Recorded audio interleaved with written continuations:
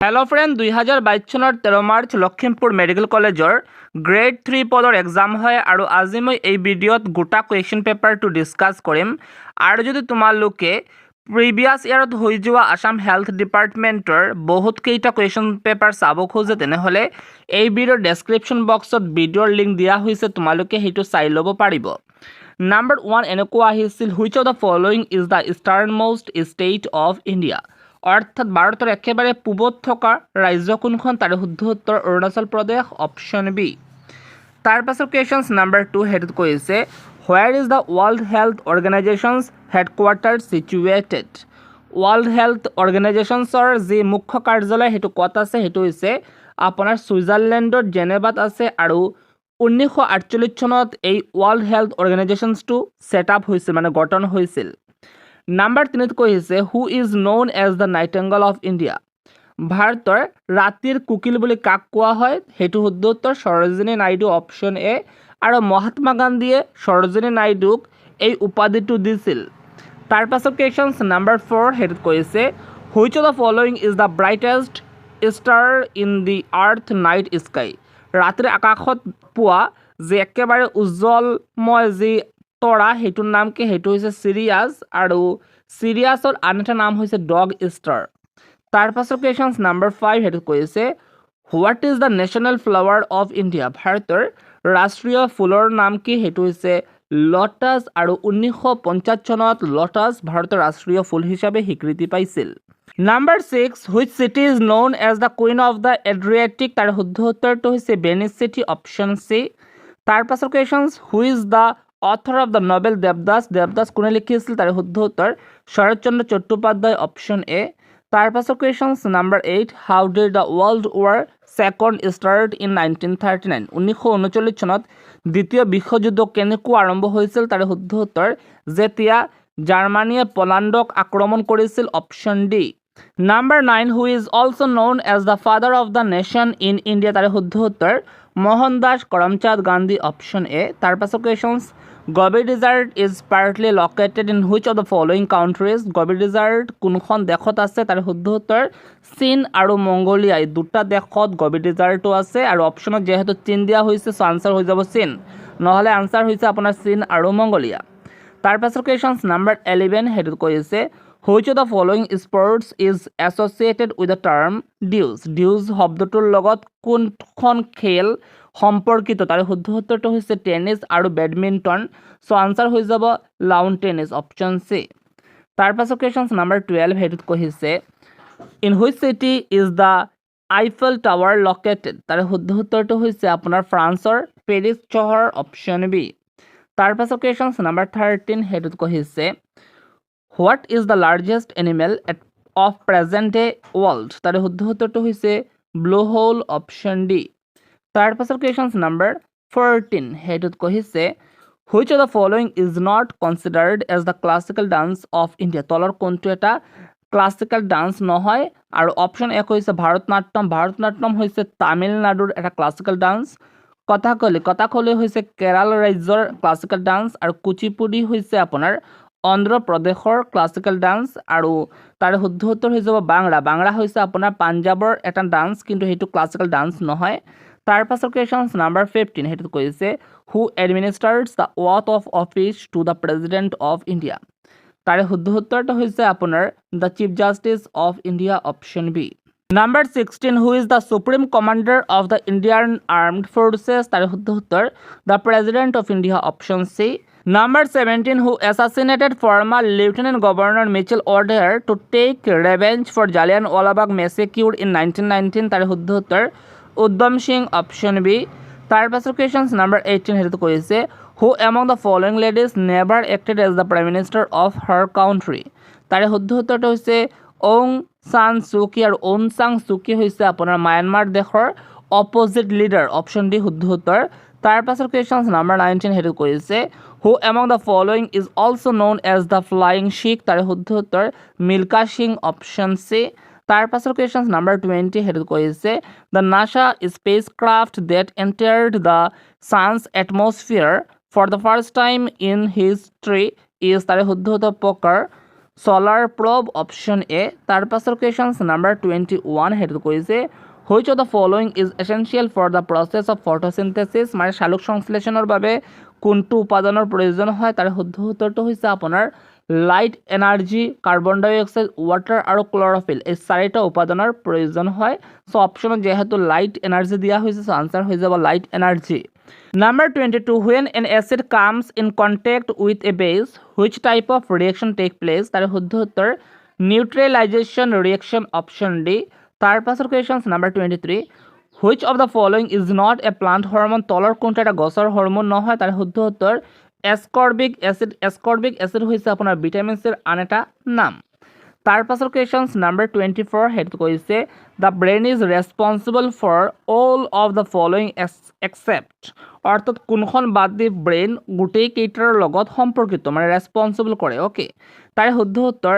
ডিষ্ট্ৰাকশন of red blood cells এটো বাদ the option D বাদ দি ওকে তাৰ পাছৰ questions number 25 হেতু কৈছে which of the following is formed after fertilization তাৰ শুদ্ধ উত্তৰটো হৈছে আপোনাৰ zygote option A number 26 ত কৈছে during reflection of light on a plane mirror the angle of incidence is equal to এটা প্লেন মিৰৰ এনেকুৱা প্লেন মিৰৰ যদি এটা আলো আহি পৰে এনেকুৱা আলো আহি পৰিছে তেতিয়াহ'লে আলোটো কেনেকুৱা ৰিফ্লেকশন কৰিব ওকে সো এনেকুৱা ৰিফ্লেকশন কৰিব কাৰণ আলো আহাৰ পাছত এনেকুৱা ৰিফ্লেকশন কৰিব ওকে এনেকুৱা আলো আহিছে এনেকুৱা ৰিফ্লেকশন কৰিব অৰ্থাৎ দা এংগল অফ ৰিফ্লেকশন হৈ যাব শুদ্ধ উত্তৰ okay Number 27 myopia is also known as তাৰে শুদ্ধ উত্তৰ near sightedness option C তাৰ পাছৰ questions number 28 the SI unit of electric charge is তাৰে শুদ্ধ উত্তৰ coulomb option B number 29 which of the following constitute a food chain তলৰ কোনটা food chain হয় তো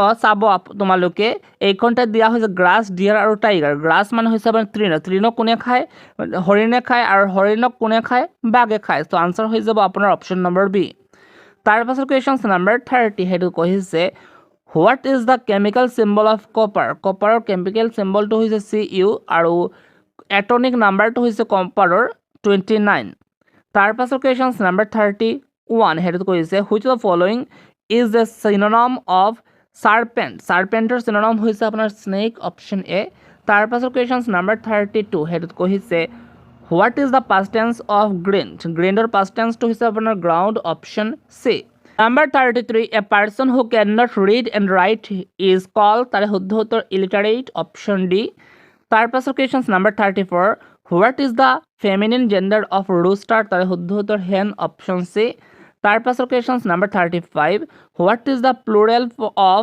phenomenon তাৰ শুদ্ধ উত্তৰ phenomena option C number 36 which of the following words has the correct spelling তাৰ শুদ্ধ উত্তৰ মেচোভাস option A তাৰ পাছৰ questions number 37 হেতু কৈছে what is the superlative of much muchৰ superlative টো হৈছে আপোনাৰ most option C মানে much more most এনেকুৱা আহে তাৰ পাছৰ questions number 38 হেতু কৈছে I did not dash an answer to my questions হে আপোনাৰ blank ঠাইটো পূৰ কৰাৰ কথা কৈছে তাৰ শুদ্ধ উত্তৰ receive হ'ব option C হৈ যাব শুদ্ধ উত্তৰ তাৰ পাছৰ questions number 39 হেতুত কৈছে choose the correct sentence from the following তাৰ শুদ্ধ উত্তৰটো হৈছে the novel was read by me in one day option B তাৰ পাছৰ questions number 40 হেতুত কৈছে which of the following is correct তাৰ শুদ্ধ উত্তৰটো হৈছে a pond of dolphins option B number 41 ত কৈছে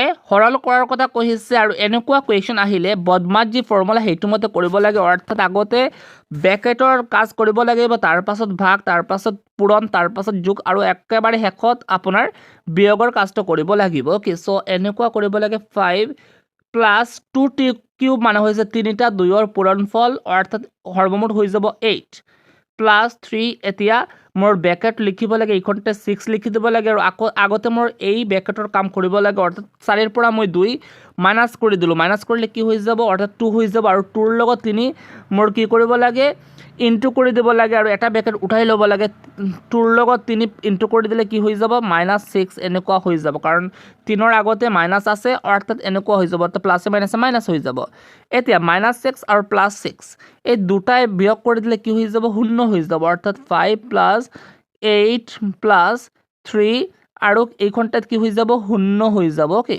এতিয়া মোৰ কি কৰিব লাগে আকৌ মোৰ 5 + 8 মানে হৈছে 13 প্লাস আৰু 3 ৰ লগত 0 ইনটু কৰি দিলে কি হৈ যাব 3 0 0 হৈ যাব ওকে সো আনসার হৈ যাব আপোনাৰ 13 অপশন ডি নাম্বাৰ 42 ত কৈছে HCF ওলাব লাগে আৰু দিয়া হৈছে 4052 আৰু 12576 অৰ্থাৎ এই দুটা সংখ্যাৰ মোৰ HCF ওলাব লাগে HCF মানে হৈছে যি কমন নম্বৰ দি দুটা সংখ্যাৰে ভাগ কৰা সম্ভৱ সেই কমন নম্বৰটো হৈ যাব আপোনাৰ এই দুটা সংখ্যাৰ HCF ওকে সো এই দুটা সংখ্যা যুগ্ম সংখ্যা হয় অৰ্থাৎ মই 2 দি ভাগ কৰিব পাৰি 2 দি ভাগ কৰিলে এইখন ঠাইত আহি যাব 2026 আৰু এইখন ঠাইত আহি যাব 6288 আকৌ যুগ্ম সংখ্যা ওলাইছে অৰ্থাৎ আকৌ মই 2 সংখ্যাটো দি ভাগ কৰিব পাৰিম 2 সংখ্যাটো দি যদি মই ভাগ কৰোঁ তেন্তে কি হৈ যাব এইখন ঠাইত আহি যাব 1013 আৰু এইখন ঠাইত আহি যাব 3144 অৰ্থাৎ এটা যুগ্ম সংখ্যা ওলাইছে আৰু এটা অযুগ্ম সংখ্যা ওলাইছে অৰ্থাৎ এটা কমন নম্বৰ দি মই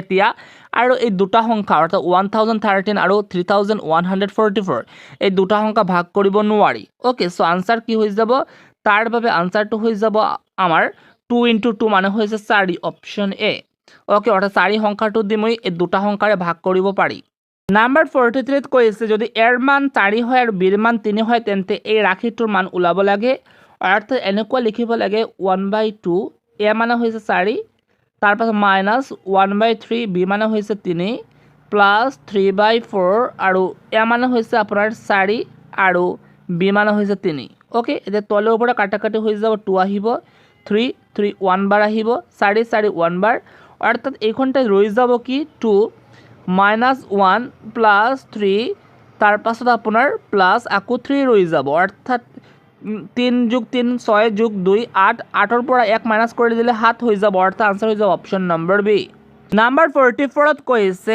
এখন ফুলৰ বাগানত প্ৰথমখন শাৰীত 23খন গোলাপ ফুলৰ গছ আছে দ্বিতীয়খন শাৰীত 21খন গোলাপ ফুলৰ গছ আছে আৰু তৃতীয়খন শাৰীত 19খন গোলাপ ফুলৰ গছ আছে আৰু একেবাৰে শেষৰ শাৰীত 5খন গোলাপ ফুলৰ গছ আছে তেনেহলে সেই ফুলৰ বাগানত কিমানটা আপোনাৰ শাৰী আছে বা লাইন আছে ওকে সো এটা কথা চালে গম পাই যাব প্ৰথমখন যি শাৰী হেতুত কিমানটা গোলাপ ফুলৰ গছ আছে 23খন দ্বিতীয়খন শাৰীত কিমানটা গোলাপ ফুলৰ গছ আছে আপোনাৰ 21খন আৰু তৃতীয় নম্বৰ শাৰীত আছে 19খন গোলাপ ফুলৰ গছ অৰ্থাৎ প্ৰতিখন শাৰীত দুটা দুটা গোলাপ ফুলৰ গছ কমি কমি গৈ আছে ওকে সো 4 নম্বৰ শাৰীত কিমানটা গোলাপ ফুলৰ গছ থাকিব 17টা এনেকুৱা 5 নম্বৰ শাৰীত থাকিব 15টা আৰু 6 নম্বৰ শাৰীত কিমানটা থাকিব 13টা থাকিব আৰু 7 নম্বৰ শাৰীত থাকিব আপোনাৰ 11টা আৰু তাৰ পাছত 8 নম্বৰ শাৰীত কিমান থাকিব 9টা আৰু আপোনাৰ 9 নম্বৰ শাৰীত থাকিব 7টা আৰু 10 নম্বৰ শাৰীত থাকিব আপোনাৰ 5টা গোলাপ ফুলৰ গছ সো আনসাৰ হৈ যাব আপোনাৰ অপশন নম্বৰ সি নাম্বাৰ 45 ত কৈছে এখন জখলা এনেকুৱা ৰাখা হৈছে যাতে ওয়ালৰ পৰা জখলাৰ দূৰত্ব হয় 3 মিটাৰ আৰু জখলাটো এটা খিৰিকীৰ ওপৰত ৰাখা হৈছে আৰু মাটিৰ পৰা যি খিৰিকীৰ দূৰত্ব হেতু হৈছে 4 মিটাৰ মই ধৰি লৈছো মাটিৰ পৰা খিৰিকীৰ দূৰত্ব এনেকুৱা ওকে আৰু জখলাটোৰ পৰা মাটিৰ দূৰত্ব মানে ওয়ালৰ ডিসটেন্সটো 3 মিটাৰ ধৰি লৈছো ওকে সো এইখনটাই 3 মিটাৰ আৰু এইখনটাই হৈ যাব 4 মিটাৰ আৰু অৰ্থাৎ জখলাটো এনেকুৱা ৰাখা হৈছে অৰ্থাৎ এইটো হৈ যাব এটা সমকোণী ত্ৰিভুজ আৰু সমকোণী ত্ৰিভুজৰ মূৰতে কিমান ওলাব লাগে জখলাৰ মানটো ওলাব লাগে এইটো হৈ যাব আপোনাৰ সমকোণী ত্ৰিভুজৰ কৰ্ণ ওকে সো পাইথাগোৰাছৰ যি সূত্ৰ হেতু মতে কৰিব লাগে অৰ্থাৎ কৰ্ণ স্কয়াৰ সমান ভূমি স্কয়াৰ যোগ লম্ব স্কয়াৰ তে ভূমি মানে হৈছে 3 মিটাৰ আৰু লম্ব মানে হৈছে 4 মিটাৰ ওকে সো কৰ্ণৰ মানটো ওলাব লাগে মোৰ কৰ্ণৰ মান ওলাব লাগে কৰ্ণ স্কয়াৰ সমান হৈ যাব ভূমি স্কয়াৰ যোগ লম্ব স্কয়াৰ ভূমি কিমান 3 অৰ্থাৎ 3 স্কয়াৰ আৰু যোগ লম্ব স্কয়াৰ লম্ব কিমান আমাৰ 4 পাইছো 4 স্কয়াৰ ওকে সো এনেকুৱা কৰিলে কৰ্ণৰ মানটো কিমান আহিব কৰ্ণৰ মানটো আহি যাব আপোনাৰ 5 মিটাৰ সো আনসাৰ হৈ যাব অপশন নম্বৰ এ নাম্বাৰ 46 ত কৈছে which of the following number should be added to 500 to make a perfect square 500ৰ লগত কি এড কৰিলে এটা পাৰফেক্ট স্কয়াৰ হৈ যাব তাৰে উত্তৰ হৈ যাব 29 কাৰণ কি হৈছে 23 স্কয়াৰ মানে হৈছে আপোনাৰ 529 ওকে নাম্বাৰ 47 ত কৈছে এটা আয়তীয় ঘনকৰ যদি দৈৰ্ঘ্য প্ৰস্থ আৰু উচ্চতা 3 গুণলৈ বৃদ্ধি কৰা হয় তেন্তে আয়তীয় ঘনকৰ আয়তন কিমান গুণলৈ বৃদ্ধি পাব মই ধৰি লৈছো আয়তীয় ঘনকৰ দৈৰ্ঘ্য 1 আৰু প্ৰস্থ 1 আৰু উচ্চতা 1 এতিয়া আয়তীয় ঘনকৰ আয়তনৰ যি সূত্ৰ এটো হৈছে দৈৰ্ঘ্য ইনটু প্ৰস্থ ইনটু উচ্চতা অৰ্থাৎ কিমান হৈ যাব আয়তীয় ঘনকৰ আয়তনৰ মানটো হৈ যাব 1। এতিয়া মই যদি 3 গুণলৈ বৃদ্ধি কৰি অৰ্থাৎ গোটেইকেইটা 3 হৈ যাব, ঘনকৰ দৈৰ্ঘ্য হৈ যাব 3, প্ৰস্থ হৈ যাব 3 আৰু উচ্চতা হৈ যাব 3, অৰ্থাৎ ধৰ্মমূল হৈ যাব 27। অৰ্থাৎ আয়তীয় ঘনকৰ দৈৰ্ঘ্য প্ৰস্থ আৰু উচ্চতা যদি 3 গুণলৈ বৃদ্ধি কৰা হয় তেন্তে আয়তীয় ঘনকৰ আয়তন 27 গুণলৈ বৃদ্ধি পাব। অপশ্যন চি শুদ্ধ উত্তৰ। অ'কে, নম্বৰ 48ত কৈছে 15,000 টকাৰ বছৰি 12% সুদৰ হাৰত 3 বছৰৰ সৰল সুদ কিমান? অৰ্থাৎ মোৰ চিম্পল ইণ্টাৰেষ্টৰ মান ওলাব লাগে, অৰ্থাৎ SI মানে হৈছে PRT/100। এতিয়া P মানে হৈছে আপোনাৰ প্ৰিন্সিপাল এমাউণ্ট। প্ৰিন্সিপাল এমাউণ্ট কিমান? 15,000 টকা। আৰু ৰেট অফ ইণ্টাৰেষ্ট কিমান? 12%। আৰু টাইম হৈছে 3 বছৰ আৰু তলত 100 আহি যাব, অৰ্থাৎ কাটাকাটি হৈ যাব। আৰু আনচাৰটো হৈ যাব আপোনাৰ 5,400 টকা। অ'কে, অপশ্যন ডি শুদ্ধ উত্তৰ। নম্বৰ 49ত কৈছে যদি মই এই সংখ্যাটো দি এই সংখ্যাটো ভাগ কৰি তেন্তে ভাগফলটো কি হ'ব? এনেকুৱা কুৱেশ্যন আহিলে তোমালোকে এটা কথা মনত ৰাখিব, ছাপ'জ মই 6 সংখ্যাটো ভাগ কৰিব খোজোঁ আৰু 2 সংখ্যাটো এইখনতে দিয়া আছে, অৰ্থাৎ 2 সংখ্যাটো দি 6 সংখ্যাটো ভাগ কৰিব লাগে। এতিয়া মোৰ কি হৈ যাব? ভাগফল কি হ'ব? 3, অৰ্থাৎ 3 × 2 মানে হৈছে 6। এই মেথডত মোৰ এই অংকটো কৰিব লাগিব, অৰ্থাৎ ভাগফলৰ লগত এক্সৰ ইনটু কৰিব লাগিব। অৰ্থাৎ এনেকুৱা এটা ভাগফল এইখন ঠাইত মোৰ লিখিব লাগিব যাতে ইনটু কৰিলে 2x³ হ'ব পাৰে। অ'কে, তো 2x² মানে হৈছে 2x² × x মানে হৈছে আমাৰ 2x³।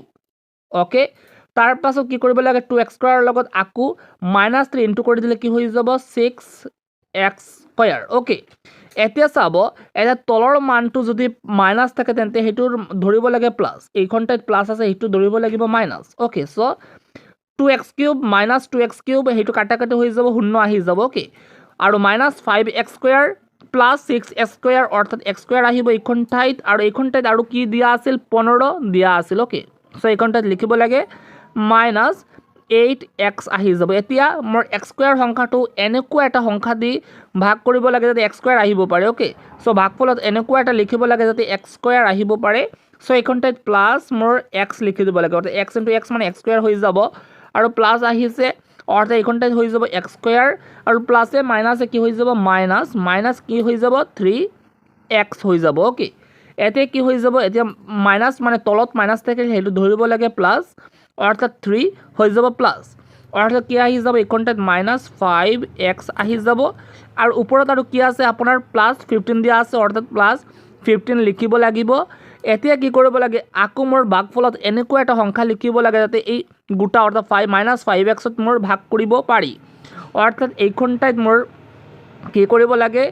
মাইনাছ যদি 5 মই লিখি দিই তেন্তে মোৰ কি হৈ যাব? -5 × x মানে হৈছে -5x। অ'কে, চ' এইখন ঠাইত কি হৈ যাব? -5x, আৰু এইখন ঠাইত চাব মাইনাছ যি 5 দিয়া আছে, -5ৰ লগত -3 ইনটু কৰি দিলে কি হৈ যাব? মাইনাছে মাইনাছে প্লাছ, অৰ্থাৎ +15 হৈ যাব। অৰ্থাৎ এইখন ঠাইত হৈ যাব আমাৰ +15। অ'কে, এতিয়া তলৰ মানটো মাইনাছ থাকিলে এইটো প্লাছ ধৰিব লাগে, তলৰ মানটো প্লাছ থাকিলে এইটো মাইনাছ ধৰিব লাগে, অৰ্থাৎ এইখন ঠাইত আহি যাব 0। অ'কে, চ' আনচাৰ কি হৈ যাব? আনচাৰ হৈ যাব মোৰ 2x² + x - 5, অৰ্থাৎ অপশ্যন কি হৈ যাব? শুদ্ধ উত্তৰ। অপশ্যন চি শুদ্ধ উত্তৰ হৈ যাব। অ'কে, নম্বৰ 50 কৈছে এ মেন ইজ ৱাকিং at a speed of 10 km/h after every kilometre he takes a rest for 5 minutes. How much time will he take to cover a distance of 5 km? অৰ্থাৎ এজন মানুহ ঘণ্টাত 10 kilometre যাব পাৰে, কিন্তু প্ৰতি কিলোমিটাৰৰ পাছত তেওঁ 5 মিনিট যদি ৰেষ্ট কৰে তেন্তে 5 কিলোমিটাৰ যাবলৈ তেওঁৰ কিমান সময় লাগিব? এনেকুৱা কুৱেশ্যন আহিলে টি ইকুৱেল ডিষ্টেঞ্চ বাই স্পীড এই সূত্ৰদি কৰিব লাগে। ডিষ্টেঞ্চ কিমান, তেওঁ কিমান কিলোমিটাৰ যাব লাগে? 5 কিলোমিটাৰ। স্পীড কিমান? তেওঁ ঘণ্টাত 10 কিলোমিটাৰ যাব পাৰে, আৰু 10 অৰ্থাৎ কি হৈ যাব? 1/2 হৈ যাব আৱাৰ্ছ। 1/2 আৱাৰ্ছ মানে হৈছে 30 মিনিটছ। অৰ্থাৎ তেওঁ 5 কিলোমিটাৰ যাবলৈ 30 মিনিটছ সময় লাগে, কিন্তু তেওঁ প্ৰতি কিলোমিটাৰৰ পাছত 5 মিনিট কৰি ৰেষ্ট কৰে, অৰ্থাৎ সেইটো মোৰ প্লাছ কৰিব লাগে সেই সময়টো। মই ধৰি লৈছোঁ এইটো তেওঁৰ ডিষ্টেঞ্চ 1 কিলোমিটাৰ, 2, 3, 4 আৰু 5 কিলোমিটাৰ। অ'কে, চ' তেওঁ যদি এইখন ঠাইৰ পৰা আৰম্ভ কৰে, আপোনাৰ হাঁটাটো আৰম্ভ কৰে, তেন্তে এইখন ঠাইত যোৱাৰ পাছত 5 মিনিট ৰেষ্ট কৰিব, এইখন ঠাইত যোৱাৰ পাছত আকৌ 5 মিনিট ৰেষ্ট কৰিব, এইখন ঠাইত যোৱাৰ পাছত আকৌ 5 মিনিট ৰেষ্ট কৰিব, আৰু এইখন ঠাইত যোৱাৰ পাছত তেওঁ আকৌ 5 মিনিট ৰেষ্ট কৰিব। কিন্তু এইখন ঠাইৰ পৰা এইখন ঠাইত যোৱাৰ পাছত তেওঁ যি ঠাইত যাব লাগে এইখন ঠাইত যোৱাৰ পাছত যদি তেওঁ 5 মিনিট বা 30 মিনিট কিংবা 1 আৱাৰ্ছ ৰেষ্ট কৰে সেইটো মোৰ ধৰিব নালাগে, কাৰণ এইখনটাই তোৰ ফাইনেল যি ঠাইত যাব লাগে সেইখনটাই যোৱাৰ পাছত আৰু সেইটো মোৰ ধৰিব নালাগে, অৰ্থাৎ মোৰ আৰু কি কৰিব লাগে 5+5+5+5 অৰ্থাৎ 4টা পাছৰ মোৰ প্লাছ কৰি দিব লাগে, অৰ্থাৎ 20 মিনিট আকৌ প্লাছ কৰিব লাগে 30 মিনিটৰ লগত, অৰ্থাৎ 50 মিনিটছ হৈ যাব শুদ্ধ উত্তৰ। অ'কে।